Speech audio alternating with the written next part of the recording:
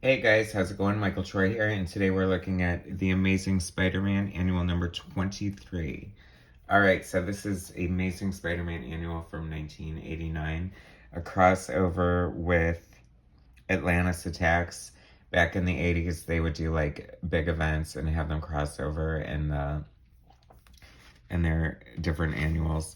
And I have to point out immediately that he doesn't do any of the interiors, but this is a cover by John Byrne, my favorite comic book artist. It's very cool. I love the license plate since non-muty on it. Um, Hopefully the DMV doesn't promote vanity plates that are racist, but there's Spider-Man. I love it, like just in a cool Spider-Man pose. And Abomination is picking up the car with She-Hulk, like swinging a light post at him. So there's so much things that are so cool about this. And it also, the origin of Spider-Man, plus how Spidey sense works, and Aunt May in action. And I have to say that the main story is written, or I'm sorry, penciled by Rob Liefeld. And this is probably the closest you'll ever see John Byrne and Rob Liefeld to working together in the same book. I can't recall any other time where it's come so close. So the main story is written by Jerry Conway and David Michelini, and illustrated by Rob Liefeld and Tim DeZone. So this is Rob Liefeld's early work. It's kind of reminding me of Todd McFarlane, like when he was doing Invasion.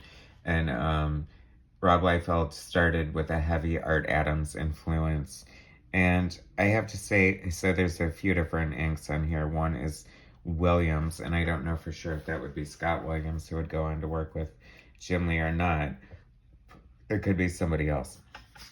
But anyway, this is at a time like this couldn't be long after like Hawk and Dove, like when Rob Liefeld was starting to get popular. I mean, this is before X-Force and the New Mutants, so I mean, you can tell it's on the tail end of the 80s with this big hair on Mary Jane there. And here's She-Hulk in her lawyer outfit.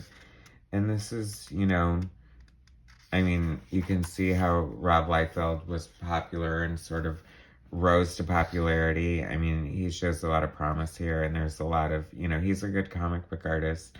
There's a lot going on. There's a lot here to notice that early on, he's known for, his horrible, I mean, what people think is, horrible anatomy, not drawing backgrounds and not drawing feet and things like that. And you can see when he first started out, I mean, there's complete backgrounds. The anatomy is consistent within his style.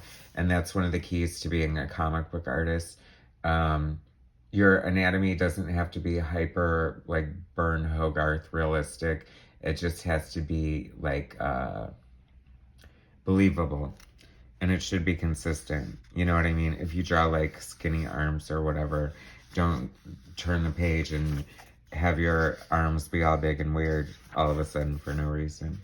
But this is fun. I mean, the Abomination against She-Hulk and Spider-Man, so it's kind of cool.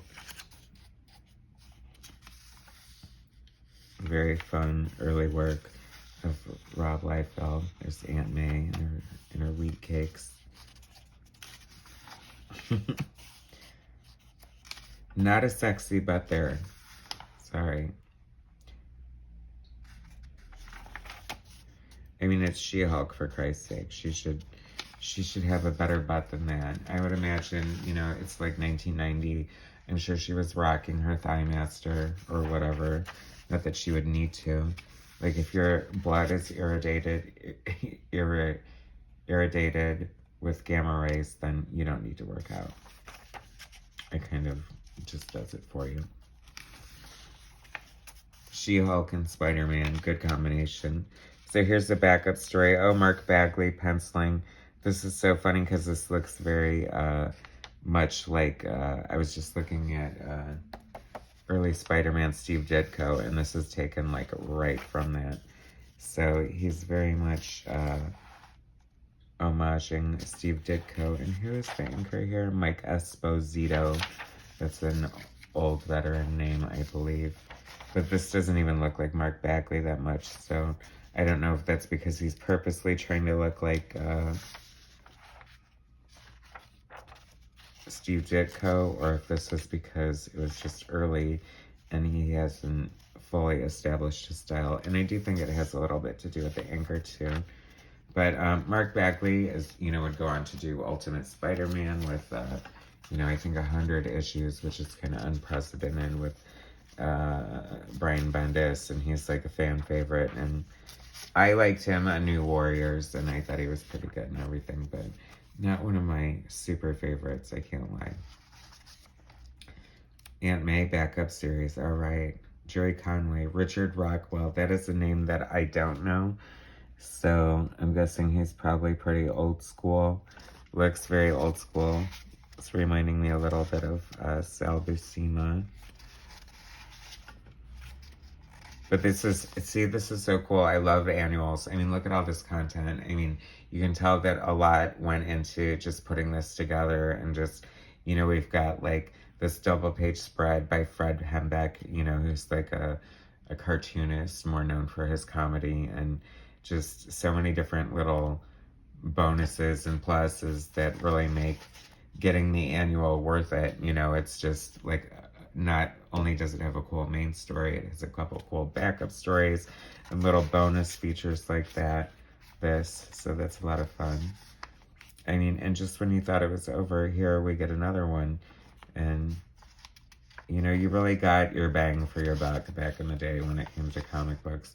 I mean, comics these days, they cost like $1 million and they take 2 seconds to read. And that's so frustrating and irritating. But luckily, we have all these catalog of back issues to look at for the rest of our lives. Amazing Spider-Man, Annual 23. Thanks so much for watching. Please subscribe to my channel, hit like, share my content, and I'll bring you some more soon. All right, thanks, guys.